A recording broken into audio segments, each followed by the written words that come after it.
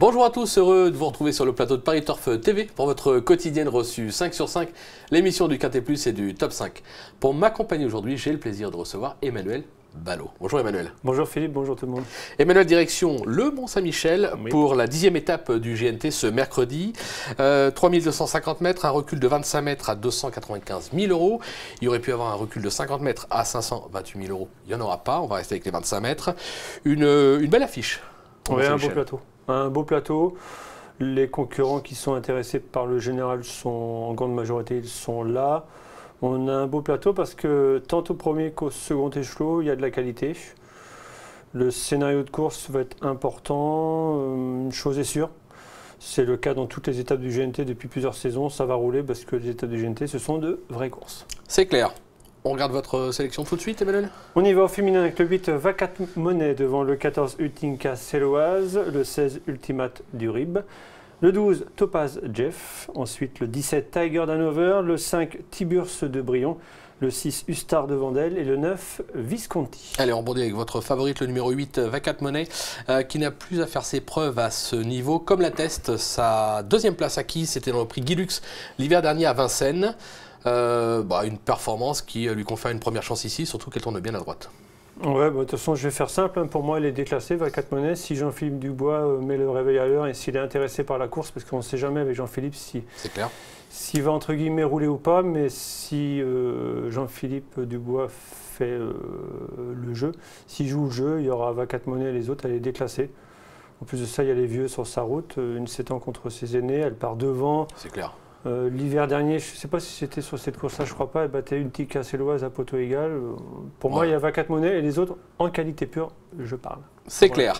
On lui oppose toutefois, justement, le 14 Utinka Céloise, ou une Tika Céloise.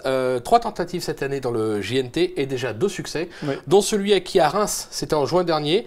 De nouveau associé à JMB, déféré des 4. Bon, pareil, on fonce. Bon, elle a franchi plusieurs paliers depuis qu'elle est sous l'entraînement de Jean-Michel Baudouin, drivé par Jean-Michel Bazir. 2 victoires d'étape, dont celle-ci à Reims, plus facilement que ne l'indique l'écart à l'arrivée suivant la formule consacrée. 2 victoires corde à droite, c'est une très bonne droitière, on est à droite au Mont-Saint-Michel. La distance est plus longue qu'à Reims, mais qu'importe, elle a de la tenue. C'est clair. Et l'autre jour, de vous à moi, au sable, et d'ailleurs Jean-Michel Bazir l'a reconnu, pas plus tard que cette semaine dans sa rubrique, il plaide coupable au Sable d'Olonne parce qu'il a voulu finasser en reprenant le dos de celui qui allait gagner. Elle aurait dû gagner au Sable d'Olonne, elle devrait être maillot jaune au départ de l'étape, peut-être qu'elle le sera après l'étape. Mais avant le coup, je vois mal une Tika Céloise en 25 mètres à Vacat Monnaie en bas. C'est clair. Au papier, mais Jean-Michel Bazir va la driver en grande confiance et surtout va vouloir rectifier le tir parce que c'est très rare que Jean-Michel fasse des bêtises. Il en a fait une autre jour, il n'en fera pas 2. Bon, ça arrive. Le 16, Ultimate du Rib, qui n'est pas de tous les jours, mais le potentiel est là. Il a déjà triomphé à droite. Même au 25 mètres, on va s'en méfier de ce cheval-là. Je suis obligé parce que je mets à chaque fois dans mon pronom, il me prend une place parce qu'il ne fait jamais l'arrivée. Sauf que c'est un trotteur que j'aime beaucoup, que Joël Allais a toujours estimé. Il ne l'a déféré que 4 ou 5 fois dans sa carrière, c'est pas compliqué, il n'a rien fait déférer. Un coup des 4 disqualifiés, des autres fois déféré des postérieurs, pas à l'arrivée, donc le déferrage n'a pas fonctionné jusqu'à maintenant. Un jour ou l'autre, ça va peser dans la balance. Ultimate, c'est avant tout un droitier. Ouais. Le Mont-Saint-Michel, c'est parfait pour lui. Il y a déjà gagné sur ce parcours, il a gros tenu. Le vrai Ultimate du Rib, déféré des 4 pieds. Première chance.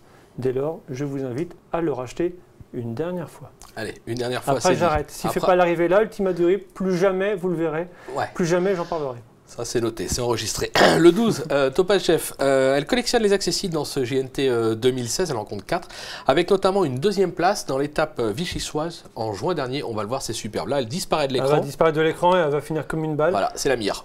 Comme à chaque fois depuis Vichy et à chacune de ses tentatives dans le GNT, et voilà. C'est pas compliqué, Philippe, c'est copier-coller la notule de Topaz Jeff, est venue finir en trombe, après avoir attendu au sein du peloton. Elle finit comme une balle, comme ce fut le cas encore la dernière fois dans l'étape des Sables d'Olonne. Je ne comprends pas que certains pronostiqueurs s'entêtent à ne pas la mettre dans une sélection. Elle fait toutes ses courses, 3002 Mont-Saint-Michel à droite, ligne droite relativement longue. Pour moi, c'est un pénalty dans les 5. C'est clair. Elle ne va pas gagner. Non, pour moi, c'est un coup sûr dans les 5. Elle va finir en trompe, comme vous le dites, et finir dans les 5, c'est clair. Le 17, Tiger Hanover, il vient de refaire parler de lui à l'occasion de l'étape des Sables d'Olonne, avec à la clé une deuxième place. Il aura pour lui de s'être déjà illustré sur cette piste. On en attend une confirmation au 25 mètres. J'en attends une parce qu'au Sables d'Olonne, il m'a fait mentir. Je ne le voyais pas plus que ça. Il a surpris son monde deuxième. Il a une belle cote, mais le chrono était très bon. La course est un peu bizarre en plus. Hein. Oui, mais bon, il trotte 13 effractions, ça lui confère une première chance. C'est clair. Il a beaucoup tenu, il suit tous les trains, il est déféré des 4. C'est à nouveau le même pilote, le pilote maison dans Sulky. Là, il est obligé de confirmer. Certes, l'étape est relevée, il faut que ça se passe bien, mais voilà, s'il ne lutte pas au moins pour les places, eh ben, tant pis pour moi, tant pis pour nous. Mais moi, je demande confirmation. Et quand on fait le papier, par rapport à ce qui se passe en tête et au 25 mètres avec les chronos, vu ce qu'on a vu, il se doit de confirmer. Parce qu'en tête, il y a un cheval que toute la presse a cité, c'est Visconti. Mais pour moi, Visconti, il ne vaut pas ces chevaux-là. Non, c'est sûr. Un tour en dessous, logiquement, au papier. Je pense en tout cas. Après, il n'y a pas meilleur qu'un cheval pour nous faire mentir. Oui. Merci Emmanuel pour toute cette information. On va se quitter avec une petite pépite dans la 9e. Oui, une pouliche que j'aime beaucoup, le 906 d'Arlay du Rib, l'entraînement de Joël Allais, qui a couru de première avec Joël Allais du côté d'Argentan, corde à droite, qui sera confié à Jean-Louis Claude Dersoir, le 906 d'Arlay du Rib, une belle pouliche, une pouliche de classe.